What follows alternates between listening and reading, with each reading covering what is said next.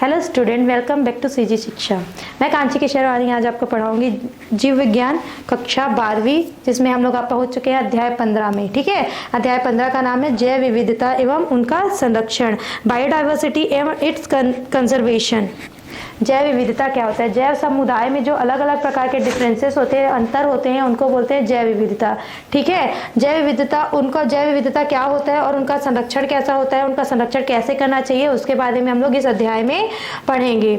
अगर देखेंगे तो हमारा जो पर्यावरण है उसमें बहुत सारे प्रकार के अनंत प्रकार के क्या होते हैं, पेड़ पौधे होते हैं, जीव जंतु होते हैं, जो आकार और प्रकार संरचना, आकार में भी, प्रकार में भी, संरचना में भी, संख्या में भी क्या करते हैं, अत्यधिक विविधता पाई जाती है। इसमें बायोडाइवर्सिटी जो होता है उसको क्या बोलते हैं? जैव विविधता। इसका मतलब क्या होता है? जो विविधताएं पाई जाती है समुदायों के बीच में, चाहे वो संरचना के आधार पर हो, चाहे आकार के आधार पर हो, चाहे प्रकार के आधार पर हो, उसको बोलते हैं बायोडाइवर्सिटी। ठीक है, बायोडाइवर्सिटी जो है वो जैव विविधता का संक्षिप्त और नवीन स्वरूप होता है। इस शब्द का सर्वप्रथम प्रयोग किसने किया था? वॉल्टर जी रोशेन नामक वैज्ञानिक ने सन 1986 में पौधों और जंतुओं और सूक्ष्म जीवों के विविध प्रकारों को बताने के लिए किया था।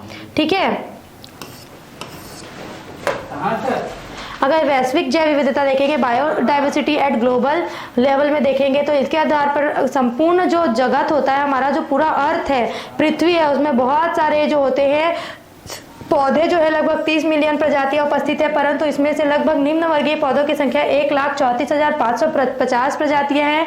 उच्च वर्गीय पौधों की 2,79,750 प्रजातियां हैं तथा जंतुओं की 13,11,725 प्रजातियों की पहचान की जा चुकी है और इनका अध्ययन किया जा चुका है। ठीक है, तो इसमें क्या होता है? Diversity information facilities and species, इसको क्या बोलते हैं? Global diversity information facility and species. 2000 के अनुमान के अनुसार विश्व में पहचान किए जा चुके पौधे और जंतुओं की प्रजातियों की संख्या जो है वो इस प्रकार से दी गई है, जिसमें से शैवाल जो है इनकी इतनी संख्या है, कवक, लाइकेन, जीवाणु, साइनोजीवाणु, विषाणु। उच्च वर्गीय पादप में देखेंगे तो ब्रायोफाइटस, टेरिडोफाइटस, जिम्नोस्पर्म और एंजियोस्पर्म। प्राणियों में देखेंगे ऑर्थोपोडस में प्रोटोजोआ, मोलास्कस, अन्य कशेरुक, उभयचर, पिसीज, सरीसृप, प्रोटोकॉर्डेटस, एविज और स्तनीय इतने आते हैं, जिनकी संख्या है लगभग 17,26,025। इतने की पहचान की जा चुकी है और इनके बारे में अध्ययन किया जा चुका है। भारत की जैव विविधता देखेंगे तो 12वां वृहत विविधता जो जैव विविधता जो है वो हमारे कंट्री इंडिया में दिखाई देता है। GOI, MD और FF 2000 की रिपोर्ट के अनुसार जो होता है, भारतवर्ष में लगभग 45,364 प्रजातियां जो है वो प्राणियों की तथा 89,317 प्रजाति जो है वो पादप की पहचान की जा चुकी है। जो संपूर्ण विश्व में पादप जगत फ्लोरा का 7% तथा प्राणी जगत का 6.5% भाग है। भारत में पहचान की जाने वाले जो पौधे और प्राणी है उनका लिस्ट ये रहा आपके पास। भारत में कवक और कीट समुदाय भी हैं, वो प्रभावी हैं, इनमें बहुत सारे पर प्रजातियां इनकी उपस्थित हैं। ठीक है, एक अनुमान के अनुसार देखेंगे तो पृथ्वी पर उपस्थित जितने भी प्रजाति हैं उसमें से 50% प्रजातियां उष्णकटिबंधीय वनों में पाई जाती है, जो कि केवल भूमि जो क्षेत्र है उसका 7% भाग होता है। यहाँ पर कीटों की 80% प्रजातियां तथा प्राइमेटस की 90% प्रजातियां पाई जाती है। अगर उष्णकटिबंधीय क्षेत्रों में उच्च जैव विविधता के कारण देखेंगे, उष्णकटिबंधीय क्षेत्र किसको बोलते हैं? जिसको ट्रॉपिक्स क्षेत्र, जहाँ पे उष्ण जो कटिबंध होता है ना, उस उष्ण बोलते हैं, जिसमें मतलब जो नॉर्मल जहाँ पे ठंडी, गर्मी, बरसात तीनों टाइप के मौसम आते हैं। ठीक है, उष्ण कटिबंधीय क्षेत्र जो होता है उसमें जीवधारियों की जो उत्तरजीविता होती है तथा विकास जो होती है, मतलब जहाँ पे हर प्रकार का जो सीजन होता है, हर प्रकार का जो मौसम होता है उसमें बदलाव आता है और कम मात्रा में आता है, बहुत ज्यादा मात्रा में नहीं आता। तो यहाँ पे क्या होता है, जो लाइफ होता है जीवों के लिए वो अच्छी होती है। ठीक है, उसकी फैसिलिटी अच्छी होती है, वो वहाँ पे सर्वाइव कर सकते हैं। इसलिए यहाँ पे जीवों के जो विलुप्ति की दर है वो कम होती है, क्योंकि उनकी लाइफ अच्छी होती है। तो शुरू होता है और एंड होता है, उस बीच में उनके नए संतानोत्पत्ति भी होती है, जिससे उनका जो प्रजाति है वो विलुप्त नहीं हो पाता। अगर प्रजातियां जो है वो भूवैज्ञानिक समय के साथ साथ संरक्षित होती है, क्योंकि वहां पर विलुप्ति की दर जो होती है वो कम होती है। ट्रॉपिक्स में जलवायु, जीवधारी, भौगोलिक आकृति, पैतृक मृदा के समय आनुवांशिक मध्य अंतःक्रियाओं के लिए आदर्श स्थल रहे हैं, जिसके कारण वहां की जैव विविधता लगातार संरक्षित रही है। जैव विविधता के प्रकार। जैव विविधता जो होती है वो निम्न प्रकार के होते हैं। पहला है आनुवांशिक विभिन्नता। एक ही प्रजाति के जीवों में अगर जीन्स जो होते हैं उनमें अगर विविधताएं पाई जाती है तो उसको क्या बोलते हैं, आनुवांशिक विविधता कहते हैं। ठीक है, ऐसी विविधताओं के कारण एक ही प्रजाति की कई समष्टियां बन जाती है। अलग अलग प्रकार के जीन्स होंगे तो जो एक प्रकार के जीन्स होंगे एक साइड हो जाएंगे, एक प्रकार के जीन्स होंगे एक साइड हो जाएंगे, उससे क्या होगा, अलग अलग समष्टि बन जाती है, अलग अलग ग्रुप्स बन जाते हैं। इस प्रकार आनुवांशिक विविधता के कारण ही प्रजाति की जातियों की समष्टियों में विविधता आ जाती है। फिर दूसरा है प्रजाति विविधता। इस प्रकार की विविधता जो होती है वो दो प्रजातियों के मध्य होती है। प्रजाति विविधता में क्या होता है, दो अलग अलग प्रकार के प्रजाति होते हैं जो क्या करते हैं, एक ही रीजन में एक ही क्षेत्र में एक साथ रहते हैं, तो उन दोनों के मध्य जो विविधताएं होती हैं उनको बोलते हैं प्रजाति विविधता। ठीक है, ये उस क्षेत्र में उपस्थित विभिन्न प्रकार के प्रजातियों की संख्या के ऊपर डिपेंड होता है। नेक्स्ट है आपका पारिस्थितिक तंत्रीय विविधता। पारिस्थितिक तंत्र विविधता क्या होता है, इसमें कि भूभाग में विभिन्न प्रकार के और विशेष प्रकार के वनस्पति पाए जाते हैं, जंतु पाए जाते हैं। अलग अलग प्रकार के वनस्पति होते हैं, अलग अलग प्रकार के जंतु होते हैं, तो इनमें जो अलग अलग प्रकार के जो जंतु और तंत्र होते हैं उनके बीच में जो विविधता पाई जाती है उसको क्या बोलते हैं, पारिस्थितिक तंत्रीय विविधता कहते हैं। इस विविधता का मापन अपेक्षाकृत कठिन होता है क्योंकि इसमें अलग अलग समुदाय और बहुत सारे अलग अलग प्रकार के परिस्थितियां होती है जिनमें अलग अलग प्रकार की जातियां सम्मिलित होती हैं, तो उप परिस्थितियों की सीमाएं स्पष्ट नहीं होती है। ठीक है, भली भांति समझा जाए क्योंकि वहां पर स्थित समुदाय जो होता है विशिष्ट प्रकार की प्रजाति जटिलता युक्त होते हैं। ये जटिल जैव विविधता की संरचना एवं उनके संगठन से संबंधित होते हैं। पारिस्थितिक विविधता के प्रकार। पारिस्थितिक विविधता जो होती है वो तीन प्रकार की होती है, अल्फा, बीटा और गामा। अल्फा विविधता होती है जिसमें आंतरिक, एक ही समुदाय में क्या होता है, इसके समुदाय में आंतरिक विविधता होता है जिसका समान आवास में पाए जाने वाले एक समुदाय के जीवों में पाए जाने वाली जो स्थानीय विविधता होती है उसको अल्फा विविधता कहते हैं। इसमें क्या बोल रहा है कि जो अंतर विविधता होता है, मतलब एक ही समुदाय में जो आंतरिक विविधता होती है, जैसे कि उन लोग का आवाज जो होता है वो लगभग सेम होता है, लेकिन जो जीव होते हैं, जो समुदाय के जीव होते हैं, उनमें जो विविधताएं पाई जाती है उसको बोलते हैं स्थानीय विविधता। ठीक है, फिर दूसरा है आपका बीटा विविधता। तो बीटा विविधता क्या होता है, ऐसी विविधता जो होता है आवाज में परिवर्तन, जो आवाज होता है उनमें चेंजेस आते हैं, उनके समुदाय में चेंज आते हैं, जैसे कि ऊंचाई का चेंज, अक्षांश चेंज हो जाता है, कोई आर्द्रता वाली जगह में रहता है, कोई शुष्क जगह में रहता है, कोई नीचे समुद्र तल से ज्यादा ऊपर रहता है, कोई समुद्र तल से पास में रहता है। इसमें जो उनके आवाज में परिवर्तन होता है उसको बोलते हैं बीटा विविधता। जाति के आवाज में बदलाव का जितना अधिक अंतर होता है बीटा विविधता उतना ही अधिक होता है। फिर है गामा विविधता, इसे क्षेत्रीय विविधता भी कहते हैं। इस प्रकार की विविधता में जो भूभौगोलिक क्षेत्र पाए जाने वाले सभी प्रकार के आवास जो होते हैं स्थानों की जातियों की प्रचुरता प्रदर्शित करती हैं। यह एक क्षेत्र की गामा विविधता। फिर है जैव विविधता का महत्व, सिग्निफिकेंस ऑफ बायोडाइवर्सिटी। इसमें क्या होता है कि पारिस्थितिक तंत्रों को स्थायित्व होता है। ठीक है, ये क्या करता है, प्रारंभ में पर्यावरण वैज्ञानिकों का विचार था कि जो प्रजाति में विविधता होती है या जैव विविधता होती है वो क्या करते हैं, पारिस्थितिक तंत्र के स्थायित्व से संबंधित होती है। ये क्या करते हैं, एक दूसरे शब्दों में देखेंगे तो जीवमंडल का जो स्थायित्व होता है, जीवमंडल बायोस्फीयर का जो स्टेबिलिटी होता है वो जैव विविधता पर निर्भर होता है। जो बायोस्फीयर जो होता है, जीवमंडल जो है जहाँ पे समस्त जीव निवास करते हैं, जहाँ पे समस्त जीवों को रहना होता है, उनका स्टेबिलिटी जो होता है, उनका जो स्थायित्व होता है वो जैव विविधता पर निर्भर करता है। ठीक है, परंतु अगर देखेंगे तो पारिस्थितिक तंत्र का स्थायित्व उसके अजैविक स्थायित्व पर निर्भर होता है। अजैविक स्थायित्व क्या होता है, एबायोटिक स्टेबिलिटी। इस प्रकार जो एबायोटिक स्टेबिलिटी जो होता है, मतलब जो निर्जीव चीजें जो उस स्थान पर है जहाँ पे बायोस्फीयर है वहाँ पे जीवित चीजों के साथ, बायोटिक चीजों के साथ, जैविक चीजों के साथ क्या होता है, निर्जीव चीजें होती है, जिनको क्या बोलते हैं, एबायोटिक बोलते हैं या फिर अजैविक बोलते हैं। स्थायित्व पर निर्भर होता है, दोनों अजैविक और जैविक स्थायित्व दोनों क्या होगा, एक दूसरे पर डिपेंड करता है।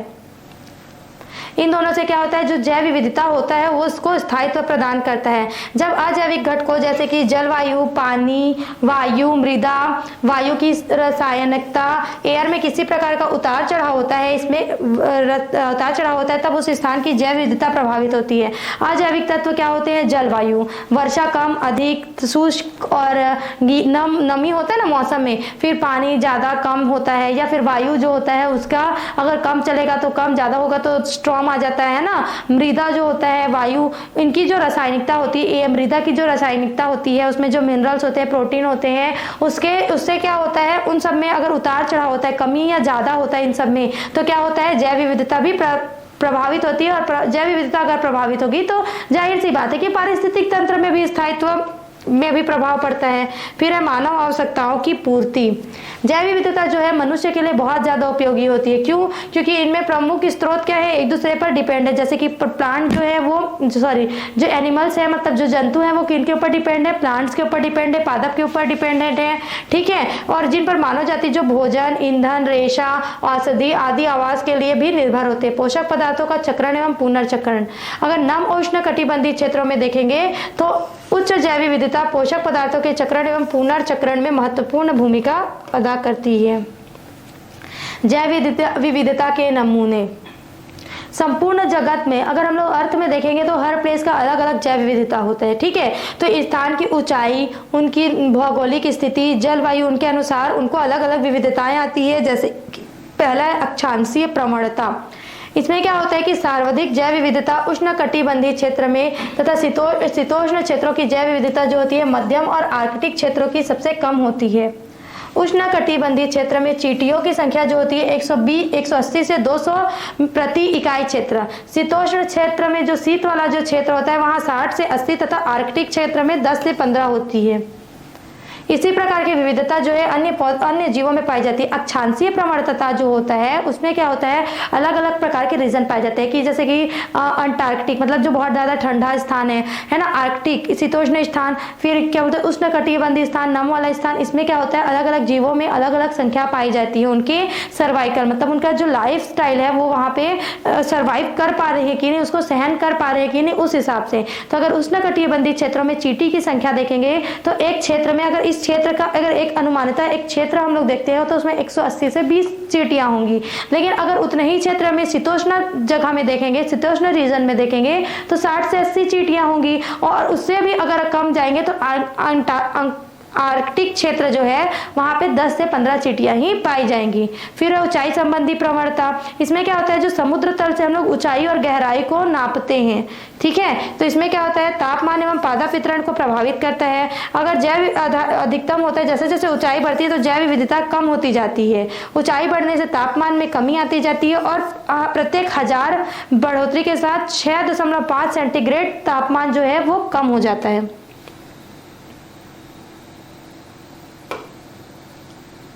जैव विविधता में कमी या हानि। जैव विविधता में विगत वर्षों से देखेंगे तो कमी आती जा रही है। इसका प्रमुख कारण क्या है कि मानव जो है वो प्रकृति में बहुत ज्यादा हस्तक्षेप कर रहा है, ठीक है। इससे और भी कारण हो सकते हैं जैसे कि प्राकृतिक कारण और दूसरा है मानव जनित कारण। पहला क्या है प्राकृतिक कारण और दूसरा है मानव जनित कारण। प्राकृतिक कारण क्या है मृदा, वायु और जल प्रदूषण, क्रांतिक जनसंख्या में वृद्धि हो रही है, इस कारण परागणकर्ताओं की संख्या में कमी और संक्रामक रोग।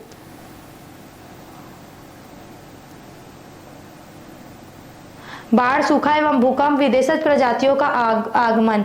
विदेशी प्रजातियां भी आ रही है उसके आवागमन के कारण, ठीक है। अगर मानव जनित कारक में देखेंगे तो आवास स्थान में परिवर्तन होता है, तो आश्रय स्थल की अनुपलब्धता, विचरण क्षेत्र में कमी, जंगली पौधों की विनष्टि, आवास स्थल की विनष्टि, वनोन्मूलन, कीटनाशकों का उपयोग। देखो आश्रय स्थलों की अनुपलब्धता क्या होती है, जनसंख्या वृद्धि हो रही है, ठीक है। कीटनाशकों का उपयोग, सड़क एवं रेलवे लाइन का निर्माण, प्रदूषण, विदेशी प्रजातियों का आना, शोध एवं चिड़ियाघर हेतु संग्रहण, उच्च उत्पादन वाले कृषि कार्य और शिकार, ये है मानव जनित कारक। प्राकृतिक कारण तो समझ में आ गया, मृदा, वायु एवं जल प्रदूषण क्यों हो रहे हैं, औद्योगिकीकरण के कारण हो रहे हैं ना, या फिर हम लोग रासायनिक पदार्थों का क्या करें छिड़काव अधिक करें इस कारण। फिर दूसरा चीज है कि बाढ़, सूखा एवं भूकंप, ये क्या है प्राकृतिक घटनाएं होती हैं, इसके कारण भी क्या हो रहा है जैव विविधता में कमी आ रही है। बाढ़ आने से भी लोग मर रहे हैं और पादप जगत खत्म हो रहा है, जंतु जगत खत्म हो रहा है, सूखा पड़ने से भी मर जा रहे हैं, मृत्यु हो रही है, भूकंप आने से भी। अत्यंत कम आबादी होना या क्रांतिक जनसंख्या का होना, कम आबादी होने के कारण क्या हो रहा है सर्वाइव नहीं कर पा रहे, और सर्वाइव नहीं कर पाने के कारण जो प्रजातियां हैं वो विलुप्त होते जा रही है। विदेशी या एक्सोटिक प्रजातियों का आगमन, परागण करने वाले स्रोतों पॉलिनेटर्स जो होते हैं उनकी संख्या कम होती है। क्या हो रहा है पेड़ पौधे जो है उनका नष्ट हो जाना, या फिर क्या होता है जो बडिंग होती है, बडिंग के बाद जो फ्लावर होता है, फ्लावर के बाद जो सीड बनता है, जो क्या बोलते हैं पॉलिनेशन होता है, उड़ के जाता है, जो परागकण है ना अंडाशय में वो सही स्थान पर नहीं पहुंच पा रहा है, और या फिर क्या हो रहा है, जंतुओं और पादपों में रोग हो जा रहे हैं। मानव निर्मित कारक में है आवास स्थान में परिवर्तन। अगर आश्रय स्थल की कमी या अनुपलब्धता देखेंगे तो क्या होगा, वन जो है, वन में क्या हो रहा है, अब लोग औद्योगिकीकरण या फिर जो लोग हैं वो उनको वनों की कटाई कर दे रहे हैं, जिससे क्या हो रहा है, जंतुओं की संख्या में कमी हो रहा है। ये है जैव विविधता का जैव विविधता में कमी आने का सबसे प्रमुख कारण। अगर देखेंगे तो काजीरंगा अभ्यारण्य जो है, वहां पे लंबी घासें जो है वो गैंडों का आश्रय बनाती हैं, लेकिन एक बार में इन वनस्पतियों के नष्ट हो जाने से वहां पर पर्याप्त भोजन एवं पानी रहते हुए भी प्राणी जो है वो जीवित नहीं रह पा रहे हैं। अगर विचरण क्षेत्र में कमी देखते हैं तो इसमें क्या होता है कि वन जो है वो कृषि भूमि में बदल गए हैं, तो जंगलों में जो जीवों की विचरण स्वतंत्रता में कमी आ गई है, जिससे क्या हो रहा है कि जो हिरण, बाइसन, शेर, गेंडा जो है वो अपनी संख्या को स्थिर नहीं कर पाते। यही कारण है कि चिड़ियाघरों में प्राणी प्रजनन जो है बहुत कम हो गई है। फिर है जंगली पौधों की विनष्टि। जंगली पौधे जो है वो उनको इमारती लकड़ी, चारकोल, जलाऊ लकड़ी के कारण क्या कर रहे हैं, पूरा जंगल को खाली कर दे रहे हैं, जिससे जो जंगली जानवर है उनके भोजनों में कमी आ रही है, जिससे क्या हो रहा है, वन्य प्राणियों की संख्या उस स्थान पर कम होने लगी और प्राणी विलुप्त होने लगे। फिर है आवासों का नष्ट होना और अतिदोहन। जो आवास घास के बने होते थे वो कृषि के कारण, खनन के कारण, उद्योग स्थापना, सड़कों के निर्माण, बांध निर्माण के कारण, रेल जो पटरी वगैरह का निर्माण हुआ है उसके कारण क्या हो जा रहा है, कम होते जा रहे हैं, जिससे क्या होता है, शिकारी जो है वो जंतुओं का शिकार आसानी से कर ले रहे हैं, जिससे भोजन की कमी हो रही है और जीवों की मृत्यु हो जा रही है। फिर इससे क्या होता है, उससे भी अगर बच जाते हैं तो रोगों का शिकार हो जा रही है, जिसके कारण वहां की जैव विविधता जो है समाप्त हो जा रही है। ठीक है। फिर है वनोन्मूलन। विश्व में वनों की तेजी से कटाई हो रही है, जो हमारे देश में ही लगभग प्रति वर्ष कितना हो रहा है, 0.6% से वन का जो क्षेत्र है वो कम होते जा रहा है, वो कृषि क्षेत्र में बदल जा रहा है, औद्योगिकीकरण में चला जा रहा है, जिससे क्या हो रहा है, 90% उष्ण कटिबंधीय क्षेत्र जहां पर जंगली पौधों की 505 प्रजातियां हैं वो आगामी 20 वर्षों में क्या हो जाएंगी, नष्ट हो जाएंगी। कीटनाशकों का उपयोग कर रहे हैं, जिससे उनका जो जीवन है वो प्रभावित हो रहा है, पेड़ पौधों को, पादपों का, उसके साथ साथ ही अगर उसको कोई जंतु खा रहा है तो उनका भी जीवन प्रभावित हो रहा है, जिससे जैव विविधता में असर पड़ रहा है। सड़क और रेलवे लाइन का निर्माण, इस रेलवे का जो नेटवर्क है वो बढ़ते जा रहा है, रेलवे पटरी जो है वो जंगलों से या फिर पहाड़ों को काट के बना रहे हैं, और फिर सड़क भी जो है वो जंगलों से होकर गुजर रहा है, तो इससे क्या हो रहा है, वनों की कटाई होती है, जिसके कारण वन्य प्राणी जो है विचरण करने में विघ्न आ रहे हैं। फिर है प्रदूषण। पर्यावरण प्रदूषण जो है सर्वाधिक विकराल समस्या है, जिसके कारण क्या हो रहा है, जल, वायु, मृदा, समुद्र, तालाब, सारे चीजों प्रदूषित हो रहे हैं। वायु प्रदूषण से क्या हो रहा है, हम लोग सांस नहीं ले पा रहे, जल प्रदूषण से हम लोग को शुद्ध जल नहीं मिल रहा है, आवास प्रदूषित मिल रहा है प्रदूषित एरिया में, जिससे क्या हो रहा है कि बीमारियों का शिकार हो रहा है, और बीमारियों के शिकार होने से क्या हो रहा है, जंतुओं और पादपों में वृद्धि नहीं हो पा रहा है और उनकी प्रजातियां जो है उनमें कमी आती जा रही है। विदेशी प्रजातियों का परिचय। आज हम क्या करते हैं, जंतु और पादपों का आयात कर रहे हैं, जिससे क्या हो रहा है, विदेशी पादप प्रजाति का या फिर जंतुओं का आगमन हमारे देश में हो रहा है, जिससे उनके लिए क्या हो रहा है, हमारे देश में जितने भी जंतु या पादप है उनके भोजन और आवास में क्या हो रहा है, कमी आ रहा है। फिर है कलेक्शन ऑफ जू एंड रिसर्चर्स। अब क्या हो रहा है कि सब जगह अनुसंधान, प्रजातियों के लिए अनुसंधान, रिसर्चर्स अध्ययन के लिए औषधियां, प्रयोगशाला संग्रहित किया जा रहा है, मनोरंजन है तो उसको कैद घरों में कैद किया जा रहा है ना, जू में बंदर, चिंपांजी जैसे प्राइमेट्स का उपयोग अनुसंधान, उनके आंतरिक संरचना और अन्य प्रकारकों के अध्ययन में किया जा रहा है। जीव घरों और अनुसंधान हेतु संग्रहण, ये होगा जीव घर ना।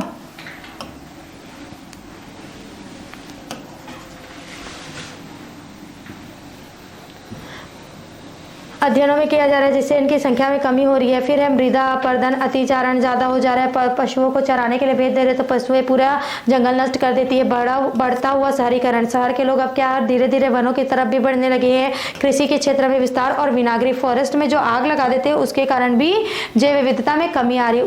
अब देखते हैं दूसरा, उच्च उत्पादन वाले कृषि कार्य।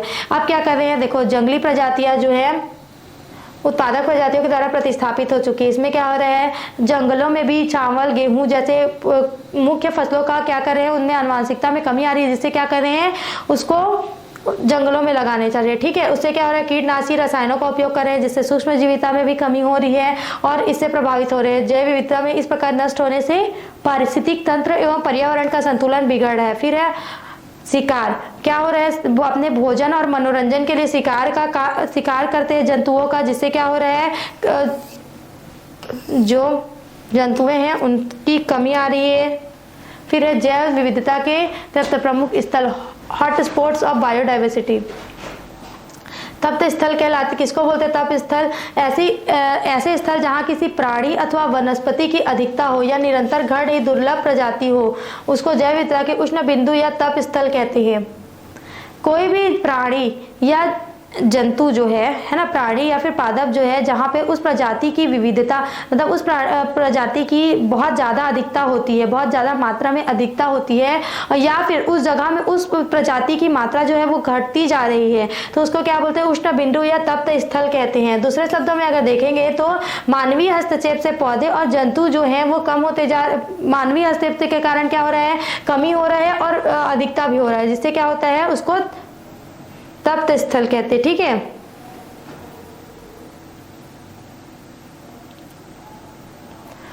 अगर सेंटर्स को मार्जिन में देखेंगे तो इसको क्या बोलते हैं, सेंटर्स कहते हैं। भारत इन देशों में से एक है।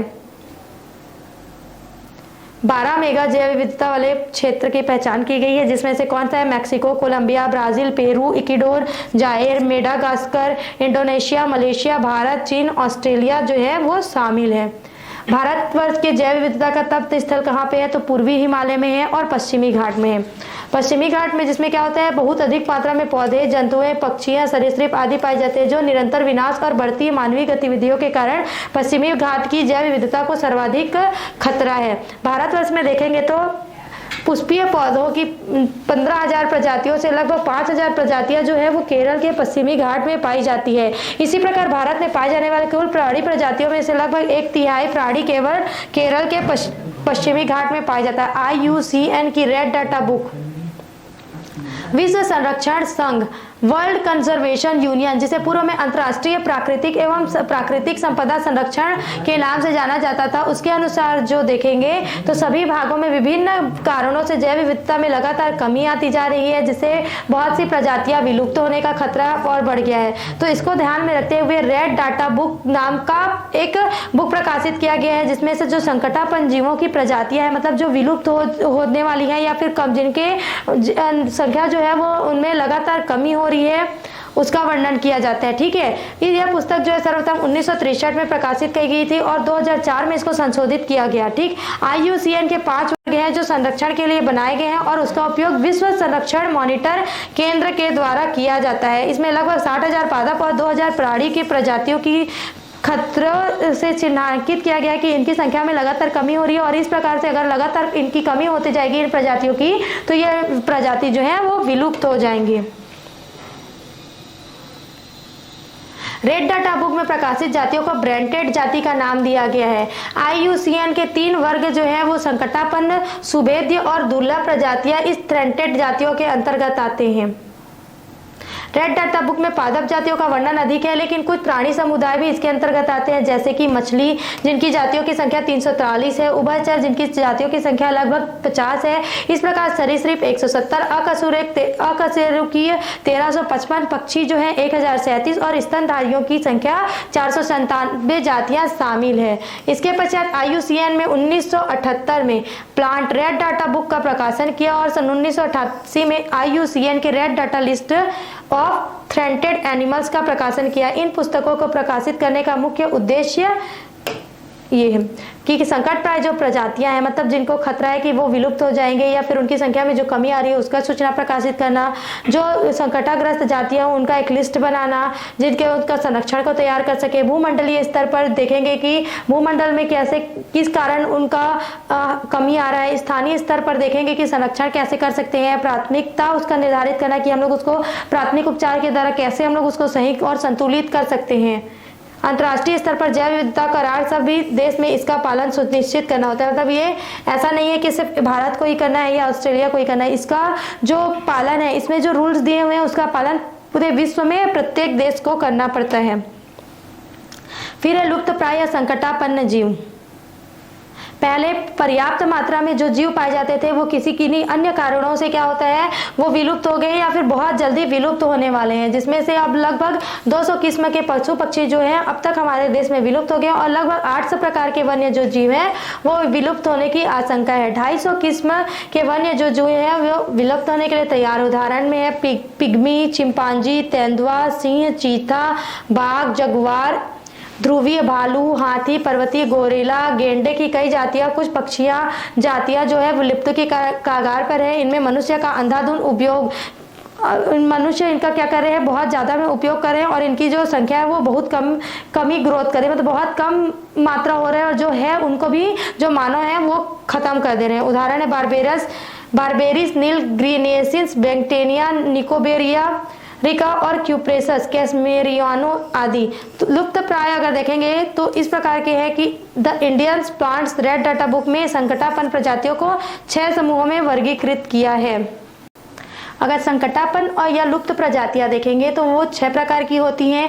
पहला है विलुप्त प्रजातियां, फिर है लुप्त प्राय। विलुप्त मतलब पूरी उनकी जो प्रजाति है वो संपूर्ण जड़ से नष्ट हो चुकी है, अब उनकी एक भी संख्या जो है वो प्रकृति में आपको दिखाई नहीं देगी। लुप्त प्राय, इसमें से 1-2 जो जीव होंगे वो गिनती की संख्या में ही, मतलब गिनती में ही बचे होंगे कि उनकी संख्या ज़्यादा नहीं होगी, वो अब आगे ऐसा है कि वो कभी भी विलुप्त हो सकते हैं। फिर है वल्नरेबल प्रजातियाँ, फिर दुर्लभ प्रजातियां, फिर है थ्रेटेड प्रजातियां और उसके बाद है खतरे से बाहर प्रजातियां। ठीक है, तो वल्नरेबल प्रजातियां जो होती है उसमें से क्या होता है, ये लुप्त प्राय की प्रजातियों, मतलब लुप्त प्राय जो होने वाला बॉर्डर होता है ना, लुप्त प्राय और नहीं लुप्त हुआ उसके बीच में, मतलब लगभग इनकी संख्या जो है वो तेजी से, उनकी संख्या में, उन प्रजातियों की संख्या जो है वो उनमें तेजी से कमी आती जा रही है। उन्हें क्या बोलते हैं, हिवल्नेरेबल प्रजातियां कहते हैं। यदि इन्हें लगातार उन्हीं पारिस्थितिक स्थितियों का सामना करना पड़ता है तब ये प्रजातियां जो है वो लुप्त होने लगेगी। फिर है दुर्लभ प्रजातियां, संसार में ये कहीं कहीं पर और कुछ ही संख्या में बची हुई है, उनको बोलते हैं दुर्लभ प्रजातियां। ठीक है, ये डायरेक्ट लुप्त प्राय प्रजातियां लुप्त प्राय स्थिति में आती हैं और अंत में समाप्त हो जाती है। फिर है थ्रेटेड प्रजातियां, ऐसी प्रजातियां जिनके संबंध में यह नहीं कहा जा सकता कि वे किस समूह 1 या 4 के समूह के अंतर्गत आते हैं। ऐसी प्रजातियों के बारे में हमें सही जानकारी नहीं मिल पाती उनकी संख्या के बारे में, और ये क्या होता है, धीरे धीरे लुप्त प्राय की स्थिति में आते जाते हैं। फिर है खतरे से बाहर, ऐसी प्रजातियां जो क्या है, उपरोक्त श्रेणी 1 से 5 के अंतर्गत पहुंच चुकी है, लेकिन इनके संरक्षण के पश्चात पूर्व से वास स्थान पर स्थापित हो जाती है और इस समूह के अंतर्गत इसको रखा जाता है। अगर भारतीय वानस्पतिक सर्वे संस्थान 1980 के हिसाब से देखेंगे तो the threatened plants of indica नामक पुस्तक में संकटापन्न पौधों का वर्णन किया गया है, जिसमें से सन 1984 में BSI ने पुनः एक नई पुस्तक the Indian plants red data book का प्रकाशन किया, जिसमें से 125 संकटापन्न आवृत बीजी पौधों का वर्णन किया गया है। भारतवर्ष के संकटग्रस्त जीव या प्रजातियां देखेंगे तो इसमें से क्या है कि जो जंतुओं की संख्या है वो 200 से प्रजातियों से विलुप्त हो चुकी है और लगभग 800 प्रजातियों के भविष्य में विलुप्त हो जाने का खतरा है। इनमें से 250 वन्य जो जीव प्रजातियां वो विलुप्ति के कगार पर खड़ी हैं। इनमें से आता है संकटापन्न, संकटग्रस्त प्रजातियां, जिनका लिस्ट ये है। राजस्थान और गुजरात में 3 पौधे हैं, गंगा के मैदानी भाग में 1 है, प्रायद्वीपीय भाग में है 4 पौधे। ये सब उनकी लिस्ट है। प्रमुख संकटापन्न जंतु हैं जो,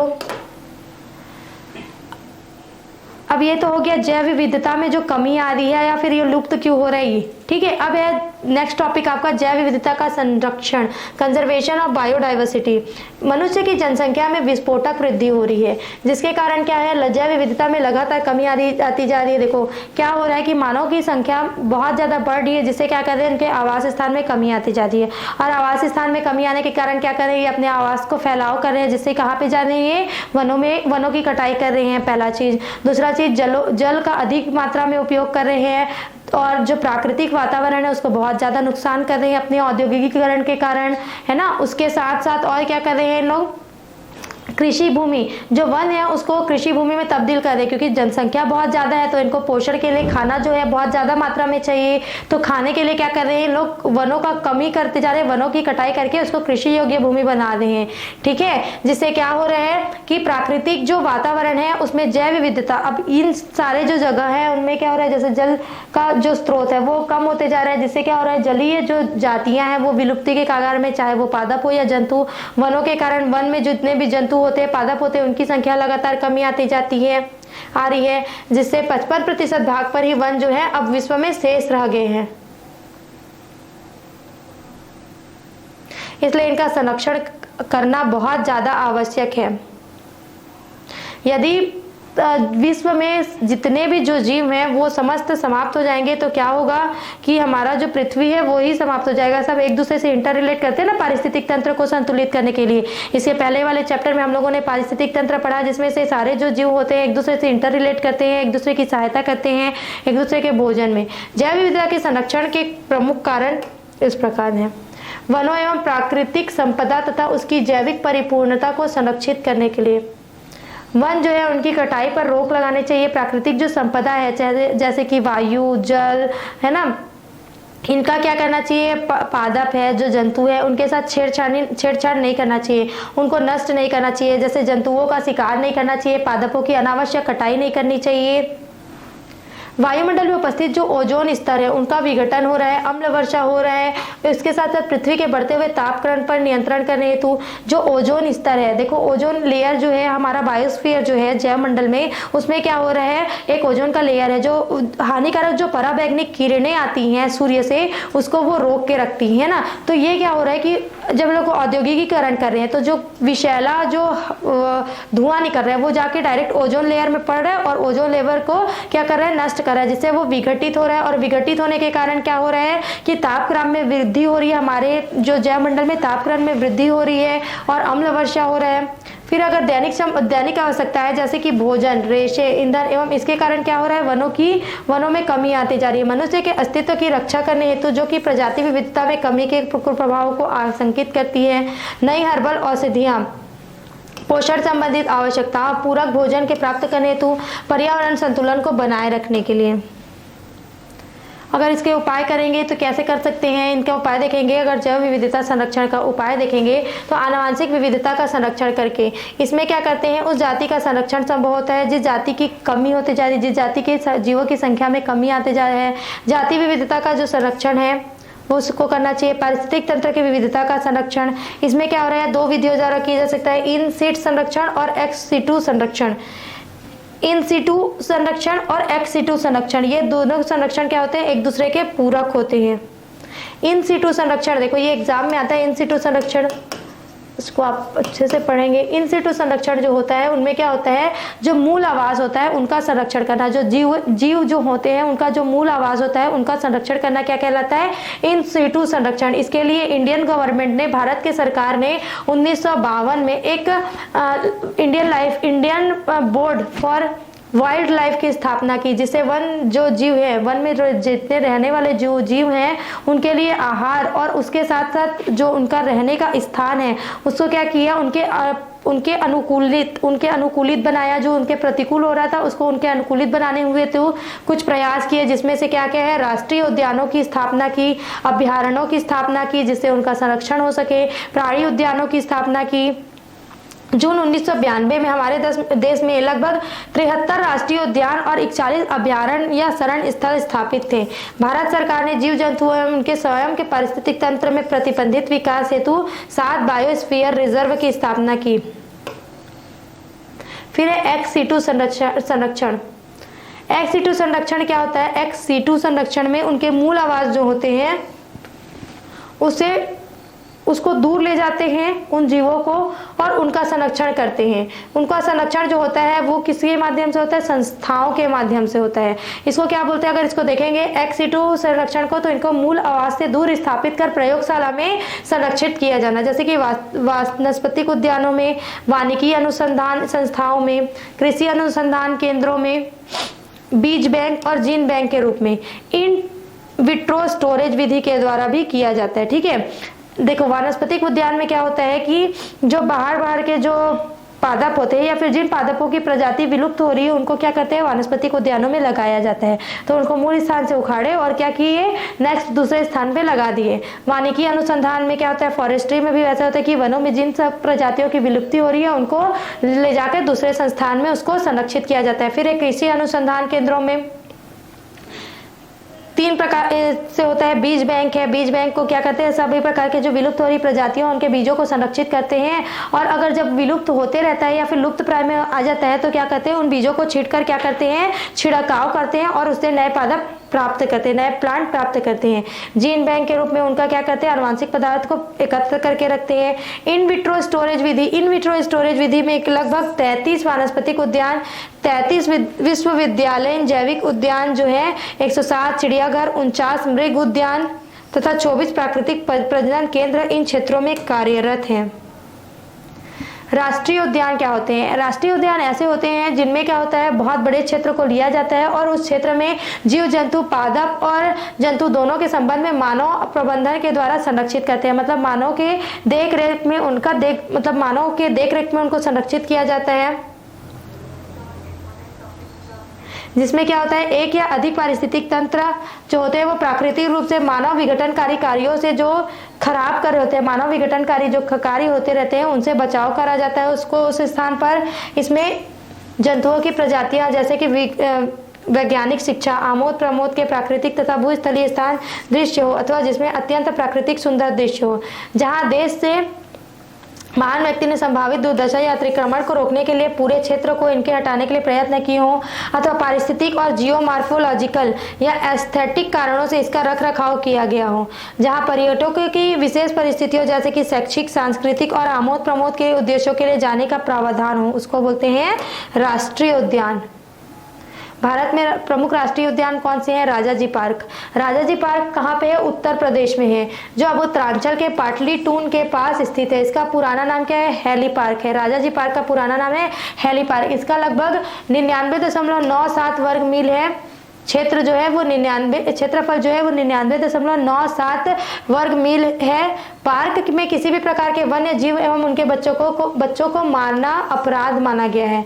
फिर है चमराज नगर राष्ट्रीय पार्क, ये मैसूर कर्नाटक के जंगलों में स्थित है। इनमें हाथी की बहुत ज़्यादा संख्या पाई जाती है। इस पार्क का निर्माण जंगली हाथियों के संरक्षण के लिए किया गया है।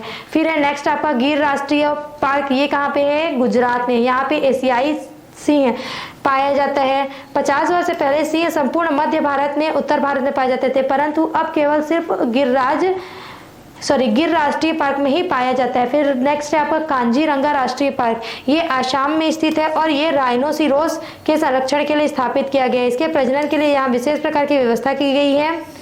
इनकी संरक्षण के कारण इनकी संख्या में वृद्धि भी हुई है। जिम कॉर्बेट नेशनल पार्क ये उत्तराखंड में स्थित है। इनमें वन्य जीव जैसे कि हाथी, बाघ, तेंदुआ, भेड़िया आदि को संरक्षित किया जाता है। कान्हा राष्ट्रीय पार्क ये वहाँ मध्य प्रदेश में है। कान्हा किसली जिसको बोलते हैं, जिसमें बाघ का संरक्षण जो है वो महत्वपूर्ण है। टाइगर परियोजना जिसको यहाँ पे स्टार्ट किया गया है, इसको 2 क्षेत्र में बांटा गया है, कोर क्षेत्र में और बफर क्षेत्र में। कोर क्षेत्र में केंद्र है जिसका लगभग क्षेत्रफल है 940 वर्ग किलोमीटर और बफर क्षेत्र जो है वो कोर क्षेत्र के चारों ओर फैला हुआ है। इसका जो क्षेत्रफल है वो लगभग 1005 वर्ग किलोमीटर है। कोर क्षेत्र में मानव गतिविधियां जो है वो जानवरों की चराई वगैरह जो है वो बिल्कुल प्रतिबंधित है। फिर है बांधवगढ़ राष्ट्रीय उद्यान, ये भी मध्य प्रदेश में ही शहडोल जिले में स्थित है। इसका जो क्षेत्रफल है वो लगभग 104 वर्ग किलोमीटर है। इसमें वन्य प्राणी जैसे कि सांभर, गौर, गीदड़, नीलगाय, हाइना आदि को संरक्षित किया गया है। विश्व प्रसिद्ध सफेद बाघ जो है वो सर्वप्रथम इसी पार्क में खोजा गया था। नेक्स्ट है आपका इंद्रावती राष्ट्रीय उद्यान, ये कहाँ पे है, छत्तीसगढ़ में है, जो बस्तर जिले में पाया जाता है, इंद्रावती नदी के पास में। इंद्रावती जो बस्तर संभाग में पाया जाता है, इसका जो क्षेत्रफल है वो लगभग 1258 वर्ग किलोमीटर है। इसमें क्या पाया जाता है, बाघ, तेंदुआ, बारसिंघा, जंगली भैंसा जो है वो विशेष संरक्षित जीव हैं।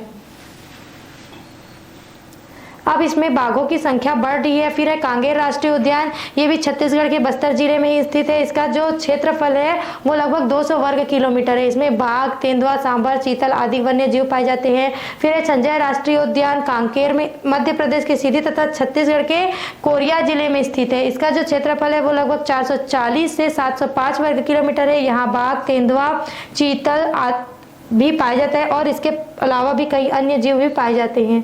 अब देखते हैं अभ्यारण्य।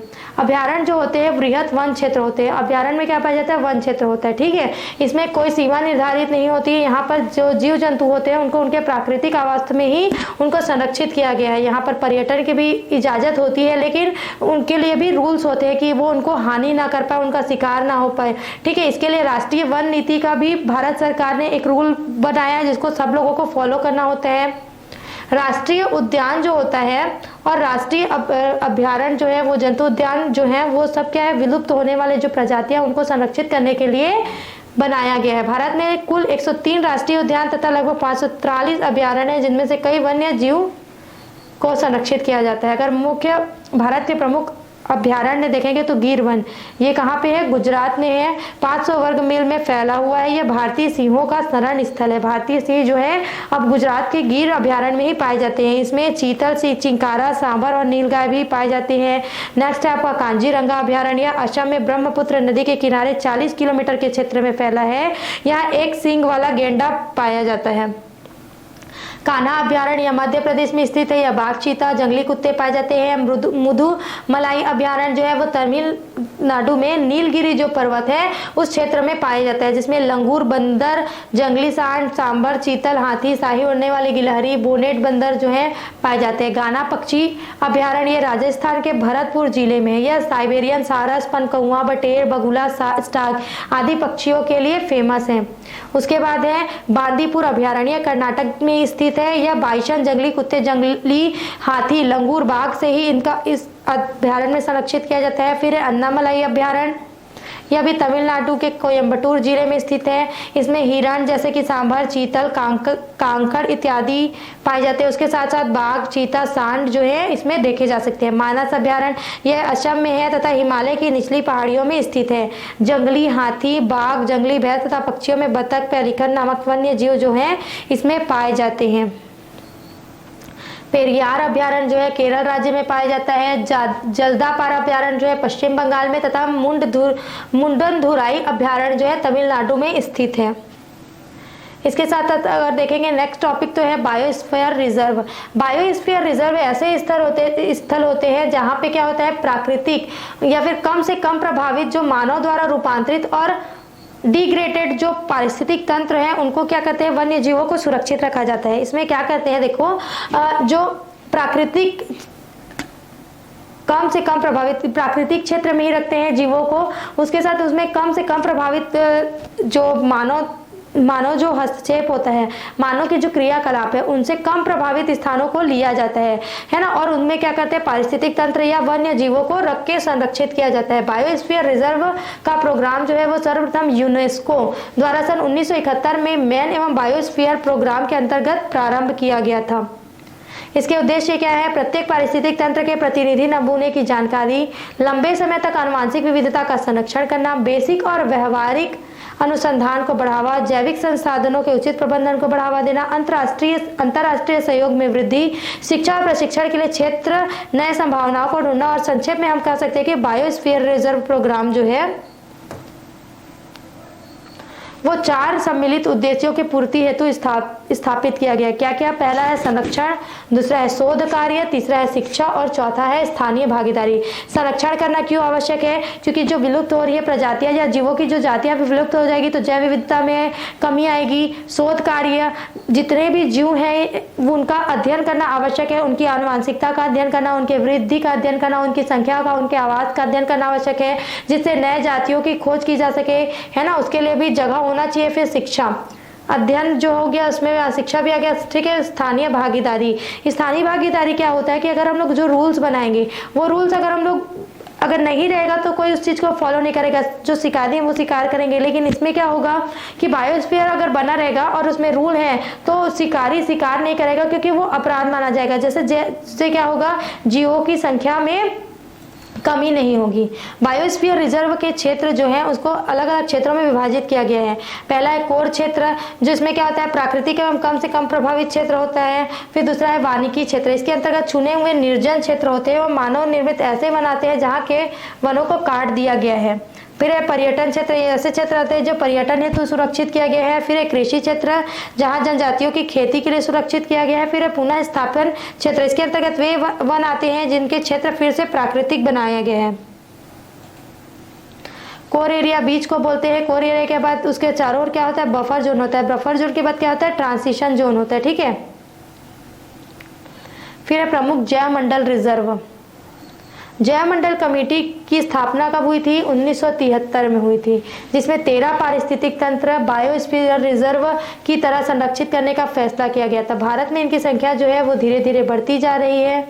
जैवमंडल रिजर्व क्या होता है? जो जैवमंडल को नियंत्रित करने के लिए एक कमेटी बनाई गई है। जैवमंडल में क्या कम हो रहा है, ज़्यादा हो रहा है, किस प्रकार से हस्तक्षेप किया जा रहा है, किस रोग के कारण हो रहा है, उनका सारा जानकारी डेटा एकत्रित करके रखना और उनके संरक्षण के लिए प्रमुख निर्णयों को लेने के लिए एक कमेटी की स्थापना की गई है, जिसको बोलते हैं जैवमंडल कमेटी। जैवमंडल कमेटी बोलते हैं। ठीक है, इसको सन 1973 में लागू किया गया था।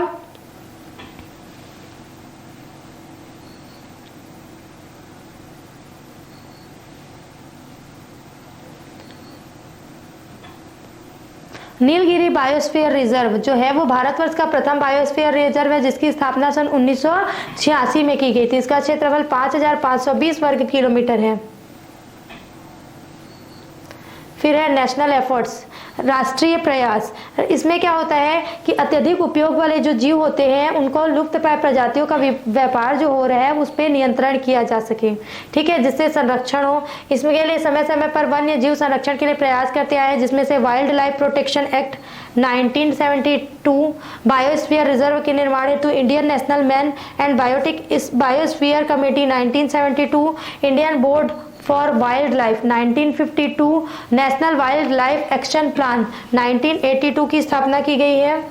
अब अंतर्राष्ट्रीय प्रयास में देखेंगे तो फूड एवं एग्रीकल्चर ऑर्गेनाइजेशन की स्थापना की गई है, वर्ल्ड हेल्थ ऑर्गेनाइजेशन की स्थापना की गई है, international union for conservation of nature and natural resources. इसमें क्या किया जा रहा है कि जो नेचर है, प्रकृति है, उसका संरक्षण कैसे किया जाना है, क्यों किया जाना है और किस किस चीज़ का संरक्षण अति आवश्यक है, इसके बारे में जानकारी देना और उसके साथ नेचुरल रिसोर्सेज है उनमें वृद्धि करना इसका प्रमुख उद्देश्य है। फिर है पहला प्रजाति की सूचना। प्रजाति की सूचना किस बिंदुओं पर दी जाती है? तो कानूनी स्वरूप, पारिस्थितिक आवास स्थल, भौगोलिक वितरण, व्याख्या एवं महत्व, जनसंख्या गतिकी और वर्गीकरण एवं नामकरण के आधार पर दी जाती है। जीवन समाप्त होने के प्रमाण अगर देखेंगे तो वो अस्तित्व व ट्रेंड का मूल्यांकन, अस्तित्व परिवर्तन का ज्ञान, संरक्षण एवं पुनर्स्थापन की अनुशंसा, रुचि सहयोगी क्रांतिक आवास स्थापन की अनुशंसा। फिर सूचनाओं के स्रोत, सूचना स्रोतों का ज्ञान, सूचनाओं का सारांश। लेखन में देखेंगे तो लिखते क्या है, वास्तविक लेखक की जानकारी जो होती है, अस्तित्व जो जिसने लेखा, जिसने उसका अध्ययन किया उसकी जानकारी होती है, अस्तित्व रिपोर्ट का रख रखाव या प्रबंधन होना और उसके बाद है संशोधन का रिकॉर्ड। भारतीय संस्कृति की पर्यावरण अवधारणा। भारतीय जो संस्कृति है वो पर्यावरण को बचाने से ही संबंधित है। ठीक है, हमारे वेद जो है वो उसमें प्रकृति में सूर्य, वायु, जल, वृक्ष, नदी, समुद्र जो है उनका भगवान के स्वरूप माना गया है और उनको क्या किया जाता है, पूजा अर्चना किया जाता है, जिससे उनका नुकसान करना पाप माना जाता है ना, जिससे क्या होता है उनका संरक्षण होता है। रामचरितमानस में एक दोहा है जिसमें से है क्षिति जल पावक गगन समीरा पंच रहित या अधम शरीरा।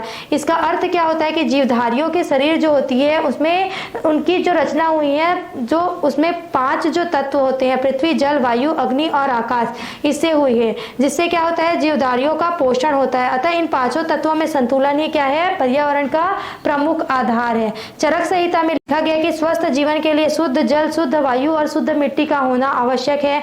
भारतीय संस्कृति में देखेंगे तो प्राचीन काल से ही पर्यावरण को संतुलित बनाए रखने पर विशेष ध्यान दिया जाता है।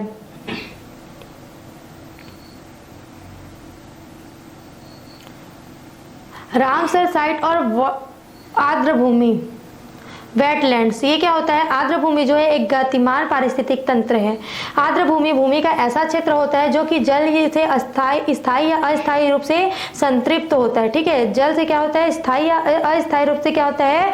संतृप्त होता है। आर्द्र भूमि जो होता है वो स्वच्छ, आंशिक रूप से खारा अथवा पूर्ण रूप से लवणीय हो सकता है। क्या होता है?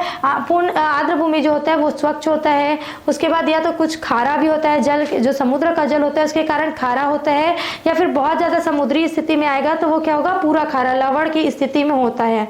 ठीक है, इसमें समुद्र भी आते हैं जिसकी गहराई जो है वो टाइड की स्थिति में 6 मीटर तक होती है। उदाहरण है दलदल झील, लवणीय दलदल, सुंदरवन, कोरल रीफ, पीट दलदल अथवा जलकाय। रामसर ईरान के एक प्रमुख शहर का नाम है जहां पर 2 फरवरी 1971 को आर्द्र भूमि के संरक्षण हेतु एक अंतर्राष्ट्रीय सम्मेलन का आयोजन किया गया था। इस कारण ही आर्द्र भूमि को रामसर स्थल नाम दिया गया। वर्तमान में स्थिति में संपूर्ण विश्व में 2200 से अधिक जो रामसर स्थल हैं वो स्थित है।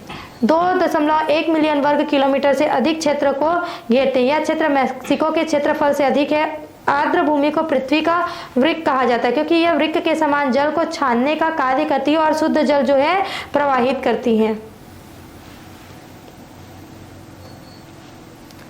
रामसर स्थलों के संरक्षण पर सम्मेलन का उद्देश्य क्या था कि विश्व स्तर पर आर्द्र भूमि की हानि को रोक सके। आर्द्र भूमि जो है उसके शेष से जितनी शेष है उसे संरक्षित करने। देखो इसका एक प्रमुख कारण क्या है कि हमारा जो जल है वो हमारे पास जो स्वच्छ जल है, पीने का जो जल है वो बहुत कम मात्रा में बचा है। जल तो हमारे पृथ्वी में बहुत ज्यादा उपलब्ध है लेकिन जो पीने का स्वच्छ जल है वो बहुत कम है। उसको क्या नाम दिया गया है? आर्द्र जल को, या रामसर जल स्थल बोलते हैं। ठीक है, इसका संरक्षण और प्रबंधन बहुत ज्यादा आवश्यक है। इसी से प्राकृतिक संसाधन जैसे कि मछलियां, केकड़े, क्राफ्ट सामग्री, स्थलीय एवं भूमिगत जल के समुचित उपयोग को बढ़ावा देना चाहिए। सुंदरवन दलदली भूमि तथा दुर्लभ एंडीमेटिक प्रजातियों की उत्तरजीविता को भी सुनिश्चित करता है। ये अलग अलग प्रकार के होते हैं। देखो पहला है पैलुस्टाइन आर्द्र भूमि। इसके अंतर्गत स्वच्छ जलीय आर्द्र भूमि को संरक्षित किया गया है। पहला है वन युक्त आर्द्र भूमि। उथली झीलें एवं तालाब दलदल इसके अंतर्गत आते हैं। उथली झीलें एवं तालाब में देखेंगे तो इसके अंतर्गत ऐसी आर्द्र भूमि आती है जो स्थायी अर्ध स्थायी रूप से जल आच्छादित होती है। यहाँ जो जल प्रवाह होता है वो धीमा होता है। उदाहरण है वर्नल पोर्ट, लवणीय झील एवं ज्वालामुखीय गतिविधियों से जो बनी झील है वो उथली झीलों की संरचना में आते हैं। मार्स एवं स्वैम्प इसके अंतर्गत विश्व की 50% आर्द्र भूमि आती है। मार्सस जो होते हैं वो वृहद आर्द्र भूमि होती है जहां पर जैविक विविधता सर्वाधिक होती है। इनका जो निर्माण होता है वो रिक्त भूमि में होता है। झील के चारों ओर किनारों पर उपस्थित गड्ढों को नदी के धारा के आसपास होता है। मार्सस वर्षा के बहते हुए जल की गति को कम करते तथा उन्हें सीधे नदी और तालाबों और जल धाराओं में बढ़ने से रोकते हैं। फिर है समुद्री आर्द्र भूमि। समुद्री किनारों के पास उपस्थित जो उथले जल के क्षेत्र होते हैं, जलीय बेड होते हैं, आर्द्र भूमि इसके अंतर्गत आते हैं।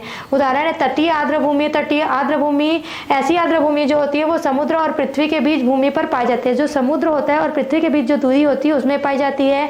ये आर्द्र भूमि जो होती है नदियों और समुद्रों को प्रभावित करती है। उदाहरण है समुद्र के किनारे जो बीच होता है वो सुंदरवन एवं कोरल रीफ। सुंदरवन सामान्य समुद्री मुहानों पर स्थित है और दलदली भूमि पर उष्ण कटिबंधीय तटीय क्षेत्र में पाए जाते हैं।